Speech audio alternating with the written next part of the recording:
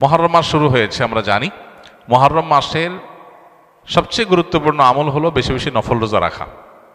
কারণ নবী করিম সাল্লাল্লাহু আলাইহি ওয়াসাল্লাম বলেছেন, আফদালুস সিয়াম বা'দা রমাদান শাহরুল্লাহিল মুহররম। আল্লাহর কাছে রমজানের পরে সবচেয়ে শ্রেষ্ঠ রোজা হলো কোন মাসের রোজা? আল্লাহর মাস মুহররম মাসের রোজা। মুহররম মাসকে নবীজি বলেছেন কার মাস? আল্লাহর মাস। সব মাসই আল্লাহর, কিন্তু এটাকে আল্লাহর মাস বলে নবীজি সাল্লাল্লাহু আলাইহি ওয়াসাল্লাম ইঙ্গিত করেছেন এই মাসটা বিশেষ কারণে মর্যাদাপূর্ণ।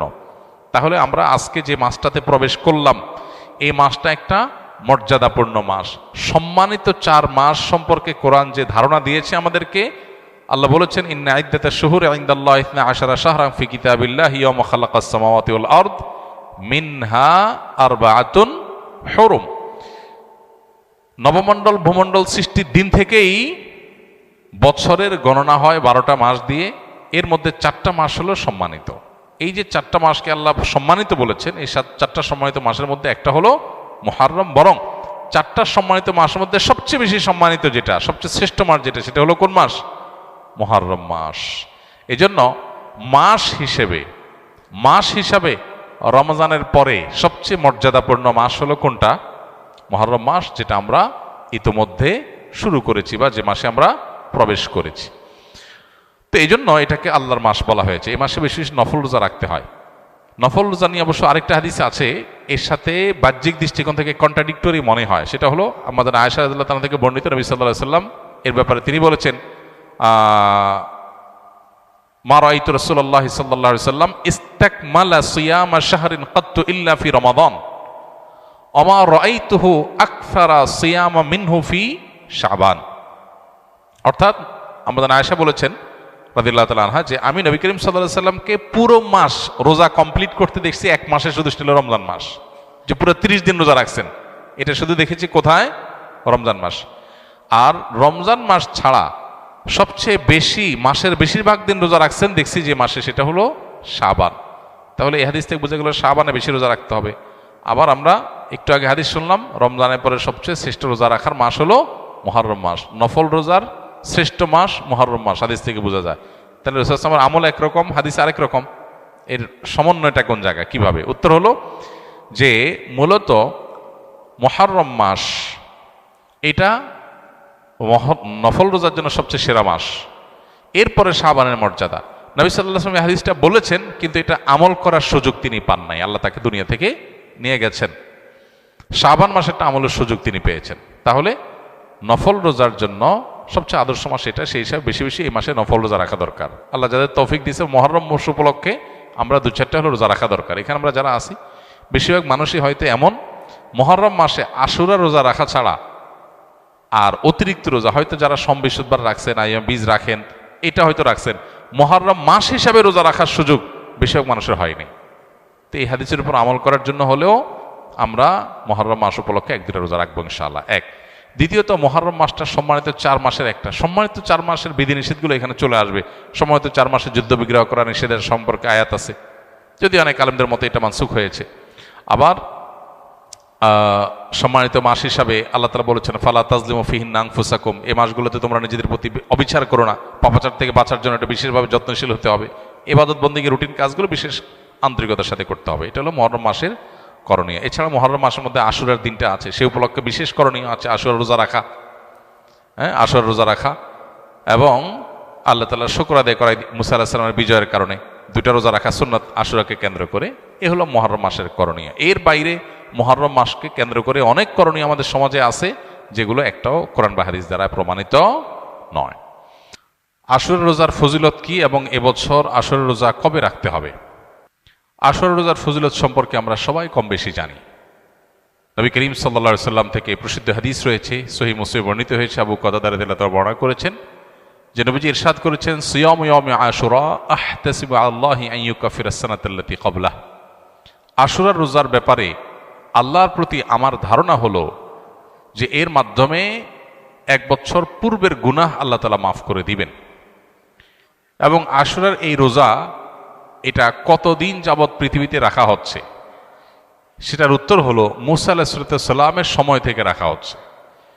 তার মানে কয়েক হাজার বছর ধরে এই আশুরার রোজা পৃথিবীতে রাখা হয়, এমন একটা ইবাদত যেটার ধারাবাহিকতা হাজার হাজার বছর। তো এই আশুরার রোজা রাখার গুরুত্ব অপরিসীম। সাহাবা ইকরাম নিজেরা তো রাখতেন, নিজেদের বাচ্চাদেরকে পর্যন্ত এই রোজা রাখতে উদ্বুদ্ধ করতেন, যারা রোজা রাখার মতো তাদেরকে, এবং সেই সাথে তাদেরকে খেলনা ইত্যাদি দিয়ে ভুলিয়ে রাখতেন। এটা ছিল নবী সাল্লাল্লাহু আলাইহি সাল্লামের, সাহাবা ইকরামের সুন্নাহ। সেজন্য আশুরার রোজা আমরা রাখার চেষ্টা করব ইনশাআল্লাহ। এই বছর আশুরার রোজা আমরা কখন রাখব, সেটার উত্তর হলো, আজ বাংলাদেশে এবং এ অঞ্চলে যেহেতু একদিন পরে চাঁদ দেখা যায় মিডিল ইস্টের তুলনায়, সো আমাদের এখানে আজ ৮ই মুহররম। ৮ই মুহররম যেহেতু আজকে সন্ধ্যার পর, অর্থাৎ শুক্রবার সন্ধ্যার পরই ৯ই মুহররম শুরু হয়ে যাবে। আর আশুরা রোজার মধ্যে সবচেয়ে উত্তম হলো ৯ এবং 10ই মুহররম রোজা রাখা। 10ই মুহররম আশুরার দিন, আশুরা মানেই হলো মুহররমের 10 তারিখ বা 10ম দিন, অতএব সেটা তো আছেই। সেটা আগামী রোববার মুহররমের 10 তারিখ হবে। শনিবার দিবাগত রাতে সাহরি খেয়ে আমরা মূল রোজা আশুরা রোজাটা রাখবো ইনশাআল্লাহ। আর সাথে 9 তারিখকে প্লাস করে রোজা রাখলে সেক্ষেত্রে আজকে দিবাগত রাতে আমাদেরকে সাহরি খেয়ে আগামীকালকে শনিবার রোজা রাখতে হবে, অর্থাৎ 9 এবং 10। তাহলে শুক্রবার দিবাগত রাত, আজ শুক্রবার দিবাগত রাতে আমরা সাহরি খেয়ে কালকে রোজা রাখবো ইনশাআল্লাহ। আবার আগামীকাল দিবাগত রাতে সাহরি খেয়ে তারপরের দিন রোজা রাখবো। তাতে 9 জিলহজ এবং 10 জিলহজ দুইটা রোজাই আদায় হয়ে যাবে ইনশাআল্লাহ। কারণ যদি কালকে রোজা রাখা সম্ভব না হয়, তাহলে তিনি শনিবার দিবাগত রাতে খেয়ে রবিবার রোজা রাখবেন, সেটা হবে আশুরার মূল রোজা। আর রবিবার দিবাগত রাতে সাহরি খেয়ে সোমবার তিনি রোজা রাখবেন, তাতে হবে আপনার 11 জিলহজের রোজা। আর সোমবার তো সাপ্তাহিক নফল রোজা আছেই, সেক্ষেত্রে আমরা টানা 3টা রাখতে পারি। শুক্রবার দিবাগত রাত, শনিবার দিবাগত রাত, এই দুইটা আশুরা। আর রবিবার দিবাগত রাত হলো কিসের? সোমবারের সাপ্তাহিক নফল রোজা। তাহলে টানা 3টা রোজা হয়ে গেল। আর যদি কেউ একের ভিতর 2 চান, মানে শর্টকাটে, তাহলে সেক্ষেত্রে শনি আর রবি রাখলে রোববারেরটা ডাবল নিয়ত করতে পারেন। 11ই মুহররম হিসাবে রোজা, আবার সোমবারের রোজা, দুইটা সবই একসাথে পাওয়া যাবে। আর যদি কেউ 3টা রাখেন, তাহলে তার সব বেশি, এটা বলার অপেক্ষা রাখে না। অতএব আশুরা রোজাগুলো আমরা রাখার চেষ্টা করবো ইনশাআল্লাহ। এদিন আল্লাহ রাব্বুল আলামিন মুসা আলাইহিস সালামকে বিজয় দিয়েছেন, সত্যের বিজয় দিয়েছেন। আর অসত্য বা ফেরাউন বাহ্যিকভাবে শক্তিশালী মনে হলেও দীর্ঘদিন অহমিকার সুযোগ আল্লাহ তাআলা ছাড় দিয়ে একটা পর্যায়ে তাকে চরম পরিণতি বরণ করতে বাধ্য করেছেন। সেই ঐতিহাসিক দিন আল্লাহ নবী মুসা আলাইহিস সালাম সেটার জন্য আল্লাহর কাছে শুকরিয়া আদায় করে তিনি রোজা রেখেছেন, এবং তার অনুসরণে আমরাও রোজা রাখি। এবং ইহুদিদের রোজার চাইতে আমাদের রোজা যেন ভিন্নতর হয়, সেজন্য আমরা 2টা রোজা রাখি। এবং সেই 2টা রোজার ভিতরে সবচেয়ে উত্তম হয় 9-10, 9-10 না পারলে 10-11, এই 2টা ধাপের রোজা। আর যদি সেটার কোনোটাই সম্ভব না হয়, শুধু একটাই রাখতে পারে, তাহলে 10 তারিখের রোজাটাও রাখা যেতে পারে, যদি অনেক কোন সেটাকে নিষেধ করেছেন। আশুরার এই দিবসের শিক্ষাটা গ্রহণ করা, এটা নিয়ে খুব বেশি আলোচনা হয় না। আলোচনা হয় শুধু আশুরার রোজা নিয়ে, ইতিহাসও আলোচনা হয়, কিন্তু আশুরার চেতনা কি, আশুরার শিক্ষা কি, আশুরা আমাদেরকে কি বার্তা দেয়, সেটা নিয়ে আলোচনা হয় না। সেটা আমরা আজকে আলোচনা করার চেষ্টা করেছি আলহামদুলিল্লাহ। অতএব আশুরা উপলক্ষে প্রতি বছরই আমাদের এই শিক্ষাটা ধারণ করা দরকার যে সত্যের বিজয় হবেই হবে 2 দিন আগে আর 2 দিন পরে। আর অসত্য এবং বাতিল লাঞ্ছিত, অপমানিত, পরাজিত, নিমজ্জিত হবেই হবে, সেটাও 2 দিন আগে বা পরে। ফেরাউন শক্তিশালী ছিল, ফেরাউন ক্ষমতাবান ছিল, জালিম ছিল, তাই বলে তার পক্ষাবলম্বন সত্যের অনুসন্ধানে মানুষরা করে নাই। মুসা আলাইহিস সালাম দুর্বল ছিলেন, তার অনুসারী বনী ইসরাঈলও দুর্বল ছিলেন, তারা শোষিত ছিলেন। আর ফেরাউন শোষণকারী ছিল। এই দুইয়ের মধ্যে আল্লাহ তাআলা চূড়ান্ত হাসি, শেষ হাসি, চূড়ান্ত বিজয় এটা দান করেছেন কাকে? মুসা আলাইহিস সালামকে। অতএব সত্যের বিজয় হয় 2 দিন আগে আর পরে। এই চেতনা, এই শিক্ষা মাথায় রেখে যদি আমরা চলি, আমরা সত্যের সাথে থাকবো, সেটা দুর্বল হলেও সত্যের সাথে থাকবো, সংখ্যায় কম হলেও। আমি শুধুমাত্র শক্তি, সামর্থ্য, দল, গ্রুপ, মতাদর্শ এগুলো দেখে, জোয়ার দেখে আমি চলবো না, আমি আদর্শের ভিত্তিতে চলবো। এই শিক্ষাটা আমাদেরকে আসলে দিয়ে থাকে। অতএব সেই শিক্ষাটা আমরা ধারণ করার চেষ্টা করব ইনশাআল্লাহ। আশুরা উপলক্ষে একটা হাদিস, যে হাদিসকে ইমাম তিরমিজি রাহিমাহুল্লাহ বিশুদ্ধ বললেও, হাসান বললেও অন্য ইমামরা অনেকে জয়ীফ বলেছেন, সেটা হলো এই দিনে আল্লাহ তাআলা আল্লাহর বান্দাদেরকে মাফ করার ইতিহাস আছে। অতএব পরবর্তী জাতিরাও আল্লাহর কাছে তওবা করলে এই দিনে তওবা কবুল হবে, আল্লাহ তওবা করবেন, কবুল করবেন। তো সেই হাদিসের উপর ভিত্তি করে কেউ আল্লাহর কাছে এই দিন ইস্তেগফার এবং তওবাও করতে পারে, যেহেতু নফল আমল, এটা চাইলে কেউ করতে পারেন। মুহররম আসলেই মুআবিয়া রাদিয়াল্লাহু তাআলাকে নিয়ে বিভিন্ন আলোচনার জন্ম নেওয়া হয়। হযরত মুআবিয়া রাদিয়াল্লাহু তাআলা কি সাহাবী ছিলেন? মুআবিয়া রাদিয়াল্লাহু তাআলা সাহাবী ছিলেন, এটা নিয়ে তো কোনো প্রশ্ন থাকার সুযোগই নেই। আমরা সবাই জানি তিনি সাহাবী ছিলেন এবং মুআবিয়া রাদিয়াল্লাহু তাআলা আনহু আমাদের সমস্ত মুসলমানদের কাছে শ্রদ্ধার পাত্র। সাহাবীদের সমালোচনা করতে নবী সাল্লাল্লাহু আলাইহি ওয়াসাল্লাম পরিষ্কারভাবে নিষেধ করেছেন। সাহাবীদের সমালোচনা করা, তাদেরকে গালমন্দ করা, এই গালমন্দ করতে নবী সাল্লাল্লাহু আলাইহি ওয়াসাল্লাম নিষেধ করেছেন। মুআবিয়া রাদিয়াল্লাহু তাআলা আনহু সহ সাহাবা ইকরাম সম্পর্কে আমাদের ধারণা হলো মানুষ হিসাবে তারা কেউ ভুলের ঊর্ধ্বে নন, তাদের কোনো ব্যক্তিগত ভুল থাকতে পারে। কিন্তু প্রথম কথা হলো সাহাবীদের ব্যাপারে কোরআন এবং সুন্নাহ যে সমস্ত মর্যাদার কথা বলেছে, সে সমস্ত মর্যাদাগুলোর কারণে তাদেরকে আল্লাহ যদি মাফ করে দেন, আপনি আমি সমালোচনা করার কে? বদর যুদ্ধে অংশগ্রহণকারী সাহাবীদের সম্পর্কে নবী সাল্লাল্লাহু আলাইহি ওয়াসাল্লাম বলেছেন, সহিহ বুখারীতে আসছে, আমালু মা শি'তুম ক্বাদ গাফারাল্লাহু লাকুম, তোমরা যা খুশি করতে পারো, আল্লাহ তোমাদের মাফ করে দিয়েছেন। কত বড় কথা! অতএব সাহাবীদের গালমন্দ করা, নিন্দামন্দ করা জায়েজ নাই। হোসেন রাদিয়াল্লাহু তাআলা আনহুর যে কারবালা ঘটনায় নির্মমভাবে সপরিবারে শাহাদাত বরণ করেছেন, সেটার সাথে মুআবিয়া রাদিয়াল্লাহু তাআলা আনহুর কোনো দায় নেই। অহেতুক অনেকে সেটাকে জড়াবার চেষ্টা করেন। হোসেন রাদিয়াল্লাহু তাআলা আনহুর শাহাদাতের সাথে ইয়াজিদের যে সম্পর্ক বা ইয়াজিদের বাহিনীর যে সম্পর্ক, সেটাকে মুআবিয়া রাদিয়াল্লাহু তাআলার উপরে দায় চাপানোটা একেবারেই অহেতুক। হ্যাঁ, মুআবিয়া রাদিয়াল্লাহু তাআলা আনহু তার ছেলেকে দায়িত্ব দিয়েছেন, দায়িত্বে রেখেছেন, এটা তার ইজতিহাদ, এটা তার ভুল, এটা তার গবেষণা, এটা তিনি মনে করেছেন যে এরকম হলে ভালো হতে পারে।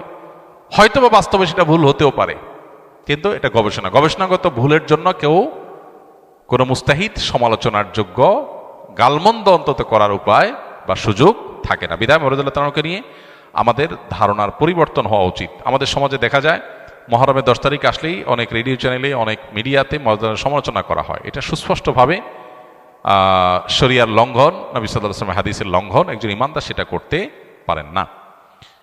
পুত্রের কোনো কর্মকাণ্ডের জন্য গণহারে বাবাকে দায়ী করা, এটা একেবারেই অনুচিত কাজ। মুহররম মাস আসলেই হাই হুসেন, হাই হুসেন বলে মিছিল করতে দেখা যায়, এগুলো কি শরীয়ত সম্মত? এগুলো সুস্পষ্ট বিদআত। মুহররম মাসের সাথে এই হাই হুসেন করার কোনো সম্পর্ক নাই। তাছাড়া হোসেন রাদিয়াল্লাহু তাআলা আনহুর মৃত্যুতে আমরা প্রত্যেকটা মানুষ ব্যথিত এবং তার হত্যাকারীদেরকে আমরা ঘৃণা করি, কিন্তু এবং তাদের নির্মম শাস্তি আল্লাহর কাছ থেকে আমরা আশা করি, দোয়া করি। কিন্তু সেই সাথে তাকে ঘিরে সারা বছর জুড়ে বা যুগ যুগ ধরে এই শোক পালন করা, শতাব্দীকে শতাব্দী পর শোক পালন করা, এটা শরিয়ার কোনো বিধান নয়। শরিয়ার বিধান হলো লা ইহদাদা ফাওকা সালাসাতি আইয়াম, 3 দিনে বেশি কোনো শোক পালন করা চলবে না। বিধায় আমরা তার শোকে মুহ্যমান, তার ব্যথায় ব্যথিত, কিন্তু এর মানে এই না যে আমরা এটা বছর বছর পালন করে যাব। ইহুদি খ্রিস্টানদের অনুকরণে তারা যেরকম প্রত্যেক বছর বছর দিবস পালন করার অংশ হিসেবে এগুলো করে থাকে, এটা ইসলামের কালচার না, মুসলমানদের কর্মকাণ্ড নয়। নবী সাল্লাল্লাহু আলাইহি ওয়াসাল্লাম ওয়াফাতের পরও এরকম বছর বছর কোনো শোক পালন সাহাবীরা কেউ করেননি। বর্তমানে আহলে কোরআন আমাদেরকে বলে যে হাদিস মানার দরকার নাই। আমার বন্ধু ফিতনায় জড়িত, যদি কিছু বলতেন। আহলে কোরআন যারা, যাদের নিজেদেরকে বলে, এরা মূলত মুনকিরে হাদিস, মানে হাদিস অস্বীকারী। যদি কেউ হাদিসকে টোটালি অস্বীকার করে, সে মুসলমান থাকে না। আমাদের সমাজে এই টাইপের মানুষ এখন ভরে গেছে। অনেক লোক আছে, তারা কোরআনের কিছু আয়াতের অংশ বিশেষ এনে সাধারণ মানুষকে বিভ্রান্ত করে। তারা যে সমস্ত আয়াতগুলো সবচেয়ে বেশি কোট করে, এর ভিতরে একটা আয়াত হলো ফাবিআইয়ি হাদিসিন বা'দাহু ইউমিনুন, এই কোরআনের পরে আবার কোন হাদিসের প্রতি ঈমান আনতে হবে। এখানে হাদিস বলতে রাসূলের হাদিসকে তারা বোঝায়, অথচ এখানে এই আয়াতের প্রেক্ষাপট, আগপাস কোনো কিছু দেখা দেখি নাই তাদের। এখানে মূলত কি বোঝানো হয়েছে, কোরআন বাদে অন্য যে সমস্ত বিষয়গুলোকে, যে সমস্ত কথা এবং পুঁথি, যে সমস্ত পুস্তক, গল্প, যে সমস্ত সহিফা, যে সমস্ত কথা লেখনী, এগুলোকে মক্কার মুশরিকরা বা কাফেররা যেগুলোকে বিশ্বাস করত, সেগুলোকে ইঙ্গিত করা হয়েছে যে কোরআন বাদ দিয়ে আর কোনটার প্রতি ঈমান আনবে। সেখানে তারা এখানে কোরআনের বিপরীতে হাদিস বলতে, এখানে একবারে হাদিস শব্দ বলতে ওই হাদিসের রাসূলকে তারা বোঝাচ্ছে। অথচ হাদিসটা এখানে মক্কার মানুষের মধ্যে বহু ধরনের হাদিসের প্রচলন ছিল। হাদিস বলতে এই রাসূল আকরাম সাল্লাল্লাহু আলাইহি ওয়াসাল্লামের হাদিস না, পূর্বের যুগের বিভিন্ন সহিফা, বিভিন্ন জায়গা থেকে পাওয়া গল্প, এগুলোর বই পুস্তিকা লেখনী এগুলো তারা পাঠ করতো কোরআনের বিপরীতে, সেইটাকে ইন্ডিকেট করা হয়েছে বা সেই জাতীয় বিষয়গুলোকে ইঙ্গিত করা, অথচ সেটা বাদ দিয়ে এখানে হাদিসকে ইঙ্গিত করা হচ্ছে। এটা 2 মিনিট 1 মিনিটের বক্তব্যের বিষয় না, এটা নিয়ে আমাদের 1 ঘন্টার উপরে বক্তব্য আছে। এটা নিয়ে বহু বই লেখা হয়েছে। আল্লামা তকি উসমানী হাফিজাহুল্লাহর একটা বই আছে হাদিসের প্রামাণ্যতা, এটার উপরে বাংলাদেশে আলেমদের মধ্যে অনেক আলেমদের এই ব্যাপারে বই আছে, অনেক বই আছে হাদিসের প্রামাণ্যতা কেন লাগবে, অপরিহার্য কেন, এটা নিয়ে ওলামায়ে আহলে হাদিসের মধ্যে আহলে উলামাদের মধ্যে আমাদের ডক্টর আসাদুল্লাহ গালিব সাহেবের ছেলের একটা বই আছে, আব্দুল রাজ্জাকের একটা বই আছে, মাওলানা তাকি উসমানী সাহেব হাফিজাহুল্লাহর একটা বই আছে, আর অনেক ওলামা ইকরামের বই আছে। এই বইগুলো এক একটা মুক্তানা মাশাআল্লাহ তুষ্ট হওয়ার মতো। এই বইগুলো পড়লে পরিপূর্ণ বিষয়টা ক্লিয়ার হবে। আমাদের 1 ঘন্টার উপর একটা বক্তব্য আছে, সেখানে আমরা 20-30টা কোরআনের আয়াত এনে হাদিসের প্রামাণ্যতা এটা প্রমাণ করার চেষ্টা করেছি। হাদিস বাদ দিয়ে যদি কেউ শুধু কোরআন দিয়ে ইসলাম মানতে চায় তাহলে সে বিভ্রান্ত হতে বাধ্য, কারণ কোরআন হলো শুধুই পাইকারি কথা বলা হয়েছে, সেখানে প্রতিটা কথার ব্যাখ্যা বিস্তারিত সবগুলো বিষয়ে আল্লাহ তাআলা উল্লেখ করেন নাই। ওই ব্যাখ্যা দেওয়ার জন্য আল্লাহ তাআলা রাসূলকে পাঠিয়েছেন। আল্লাহ বলেছেন যে হে রাসূল, আপনার প্রতি আমি কোরআন নাজিল করেছি কেন?